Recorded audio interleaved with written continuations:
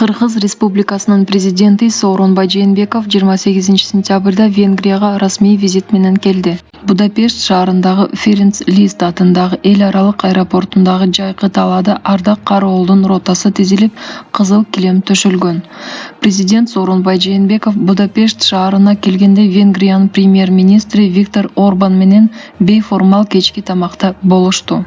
Расмий визиттин алкагында мамлекет башчысы Венгриянын премьер-министри Виктор Орбан менен эки тараптуу сүйлөшүүлөрдү жүргүзөт.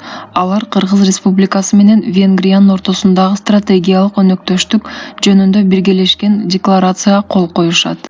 Визиттин алкагында Кыргыз-Венгер өнүктүрүү фондусун түзүү жөнүндө меморандумга жана эки тараптуу кызматташуу жөнүндө башка документтерге кол коюлат. Кыргыз Республикасынын делегациясынын катышуусунда Будапешт шаарындагы Гүлбакка Чыңгыз Айтматовдун ысымын ыйгаруу аземи болот. Расмий визиттин алкагында президент Сооронбай Жээнбеков президент Яныш Адер жана улуттук жыйындын төрагасы Лосло Кёвер менен дагы жолугушат.